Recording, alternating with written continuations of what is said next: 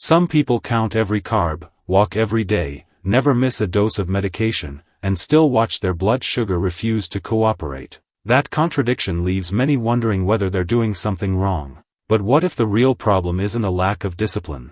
Millions of people with type 2 diabetes follow the recommendations they've been given for years. They avoid desserts, replace pasta with salads, check their glucose several times a day, and build their routines around managing a condition that never seems to give them a break. Yet for many, the numbers barely move. That experience creates more than frustration. It creates doubt. After enough failed attempts, people begin questioning themselves. Maybe they cheated on their diet too often. Maybe they didn't exercise enough. Maybe their body is simply beyond repair. The cycle repeats. Another doctor's appointment. Another medication adjustment. Another promise that things will improve if they just try harder. And every time expectations rise, disappointment follows. What's interesting is that this pattern appears again and again. Two people can have similar diets, similar lifestyles, and similar body weights, yet experience completely different blood sugar responses. One remains stable while the other struggles every single day.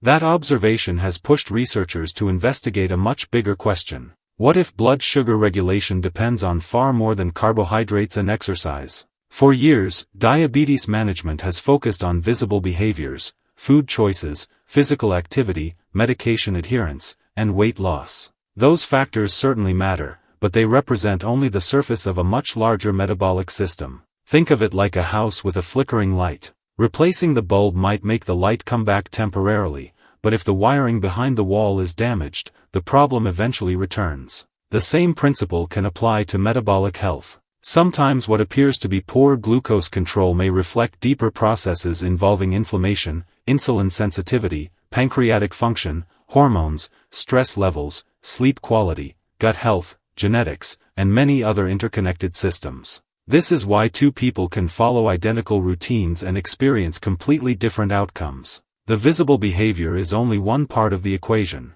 The hidden structure underneath is often much more important. Many researchers now spend significant time studying the interaction between the gut microbiome, chronic inflammation, hormone signaling, immune responses, and metabolic regulation. Instead of looking at blood sugar as an isolated number, they view it as the result of countless biological conversations happening every second. That perspective changes everything. Because the real issue isn't simply eating sugar. It's how the body processes and responds to it. It also explains why someone may improve dramatically after addressing sleep quality, reducing chronic stress, increasing muscle mass, improving nutrition quality, or supporting digestive health even when calorie intake changes very little. Understanding this removes an enormous amount of unnecessary self-blame. People living with type 2 diabetes often carry the weight of believing they failed. But biology is rarely that simple. Hormones interact with inflammation.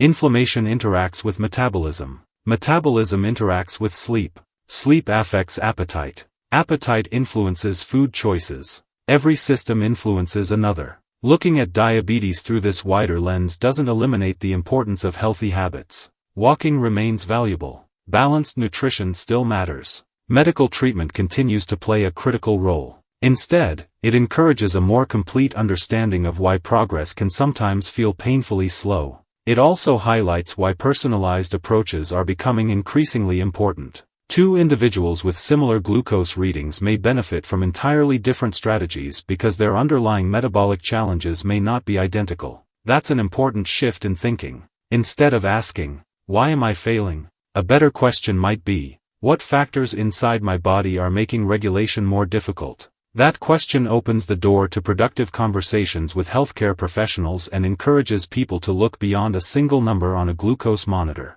It transforms frustration into curiosity. And curiosity often leads to better long-term decisions. Perhaps the biggest lesson is that consistency still matters, even when results aren't immediate. Metabolic changes happen gradually. Small improvements accumulate. Better sleep tonight supports hormone balance tomorrow. More movement today improves insulin sensitivity over time. Higher quality nutrition creates effects that compound week after week. Progress is rarely dramatic, but it is often meaningful. Understanding that bigger picture allows people to approach diabetes management with more patience and a stronger sense of direction. Instead of chasing quick fixes, they begin building sustainable habits while learning how multiple systems work together to influence blood sugar every day. If you'd like to explore this topic further, there's a structured breakdown and a practical step-by-step framework linked in the description that explains the key concepts discussed here in greater detail. And if you enjoy evidence-focused discussions that simplify complex health topics without hype or shortcuts, consider subscribing for more conversations designed to help you better understand how the body really works. See you in the next one.